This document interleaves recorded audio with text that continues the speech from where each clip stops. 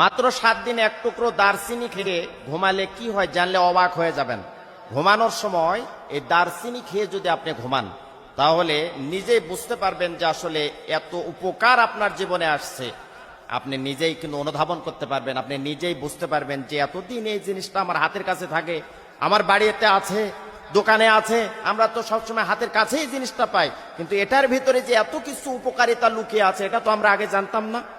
জীবনে যারা কোটি কোটি টাকা হসপিটালের বেডে শুয়ে থেকে ডাক্তারকে দিয়েছেন,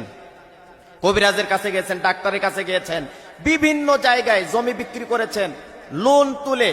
ভারতের মাদ্রাসে গিয়েছেন, সিঙ্গাপুরে গেছেন, কোথাও থেকে আপনার এই রোগগুলো সারাতে পারেন নাই। কোরআনই একটা টিপস দিই, কোরআনই একটা আমল দিই, যেটা আল্লাহ প্রদত্ত গাছ, আল্লাহ প্রদত্ত গাছের ছাল আপনি যদি ঘুমানোর সময় আপনি এশার নামাজের পরে এই আমলটি করতে পারেন তাহলে ইনশাআল্লাহ যথাযথ আপনি ফল পাবেন। আমি যেভাবে বলবো নিয়মটা এইভাবে ফলো করবেন, আমি যেভাবে বলবো নিয়মটা এইভাবে কাজে লাগাবেন, আমি যেভাবে বলবো এই বিষয়টা সেভাবে মাথায় রেখে যথা টাইমে যথা সময়ে আমলটা করেন, ইনশাআল্লাহ আপনার সকল রকমের কষ্ট, দুঃখ, অসুস্থতা, আপনার ভিতরে যে একটা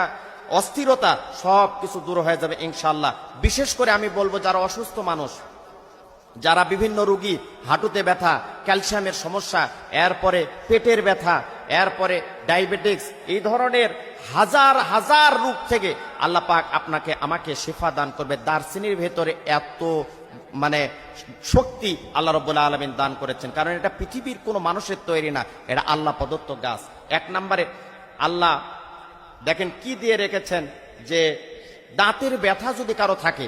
বহু ডাক্তারের কাছে গেছেন, দাঁত বিভিন্ন ভাবে আপনি লাগিয়ে নিয়েছেন, দাঁত ওয়াশ করেছেন, এরপরে ভালো হয় না ব্যথা, এশার নামাজ পড়ে আপনি এক টুকরো দারচিনি খেয়ে ঘুমিয়ে পড়বেন, সুন্দর করে চাবিয়ে দেখবেন যে আপনার দাঁতের ব্যথা 1 সপ্তাহের ভিতরে ভালো হয়ে গেছে। 2 নম্বরে আপনি দেখবেন ক্যালসিয়াম যাদের কম, রুকুতে গেলে ব্যথা হয়, সেজদাতে গেলে ব্যথা হয়, দীর্ঘক্ষণ আপনি দাঁড়িয়ে থাকতে পারেন না, নামাজ পড়তে পারেন না, সালাত আদায় করতে পারেন না, ঈদের মাঠে যাবার পরে আপনি বসে আছেন, হুজুর একটু বক্তব্য দিচ্ছে, আপনার কাছে বিরক্তি লাগতেছে, কারণ মাজা এবং হাঁটুতে ব্যথা আছে, আপনি বসে থেকে মোনাজাত করতে পারছেন না, আল্লাহর কাছে ফরিয়াদ করতে পারছেন না, এই ধরনের রোগী, এই ধরনের সমস্যা যদি কারো থাকে তাহলে এই আপনার দারচিনির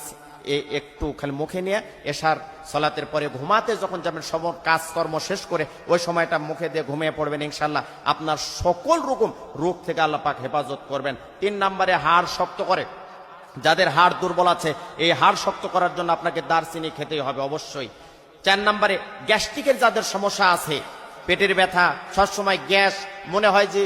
আপনার গলার কাছে কি যেন জমায় আছে, আপনি ভালো ক্লিয়ারলি কথা বলতে পারেন না, আপনি কিছু খেলেই পেটটা জাম হয়ে থাকে, ক্ষুধা লাগে না, এই ধরনের মানুষের গ্যাস্ট্রিক, ডায়রিয়া, পেট ব্যথা থেকে এই দারচিনি কিন্তু আমাকে আপনাকে হেফাজত করবে আল্লাহ পাকের নির্দেশে, অবশ্যই এটা কাজে লাগাবেন।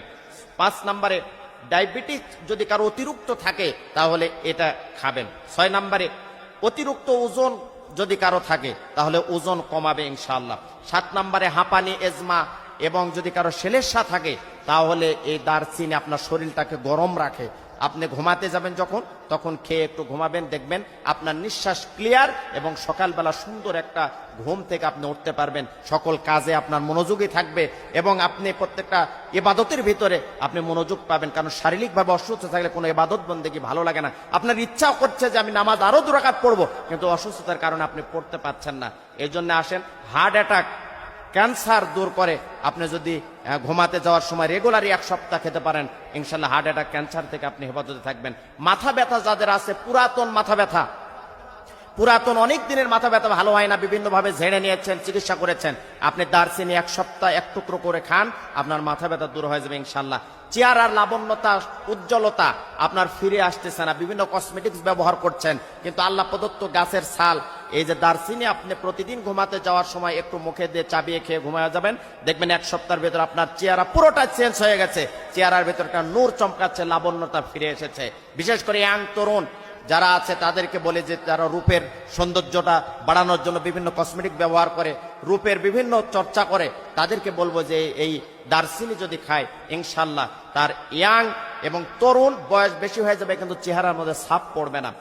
গর্ভ অবস্থায় যদি দারচিনি খেলে মুখের রুচি বৃদ্ধি করে, মা বোনদের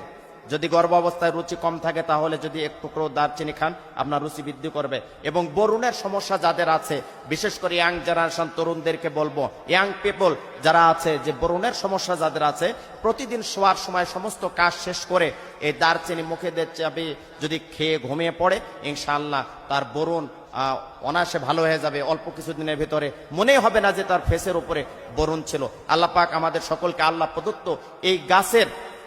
যথাযথ উপকারিতা যেন আমাদের সকলকে দান করেন। মাত্র 7 দিন এক